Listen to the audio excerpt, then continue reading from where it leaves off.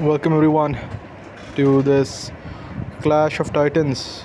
We have National Master Ijlal Amer versus National Master Zorez Shabkhez. White seems to be low on time. The position seems roughly equal. All major pieces exist on the board, but the situation in the clock is quite dire. Having a look at the PGN, for those who want to see, they can pause, make a PGN, and get to know how we came to this position. And a lot of players here at the event as well. Over here,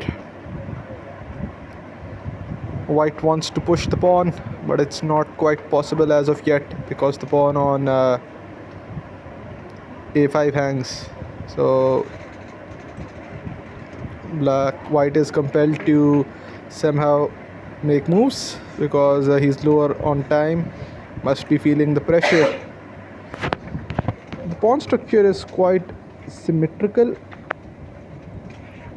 There's a 3-on-4 majority on the king side for black. We have a trade of rooks,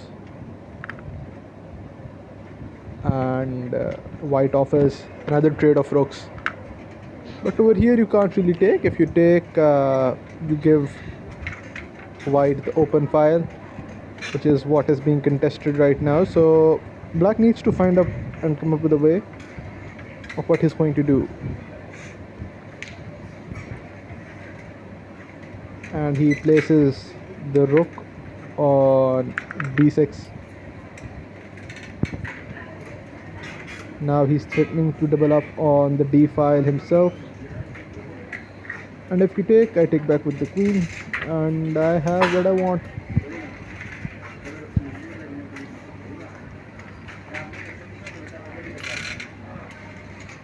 The 4-on-3 majority on the king side is going to be really helpful for black in the endgame. That's because black's knight is really well placed on the queen side, and the pawns can't really be pushed. So any endgame should be favoring black. The situation on the clock is quite dire, so he trades them off. A very well known phenomena. Whenever a chess player gets into such a position where he's under threat, he resorts to trading. That's something that should be kept into account. Now we are into an endgame, a complicated queen and knight endgame. If they trade the queens off the board as well, and just knights remain, all tricks are off, and we enter into the endgame where everything becomes much more concrete. You don't play for tricks in the endgame, you play for concrete variations.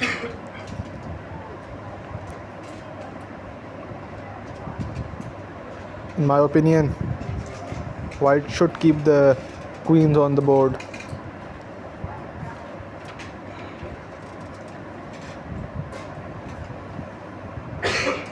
Perhaps something like pawn to b4 is to be desired, but no, he forces a queen trade because now you can't take the pawn on b3 because your queen would hang, because after queen captures queen, knight captures queen, the pawn on b3 is protected, but still you can't push b4. So I think black will go for this trade.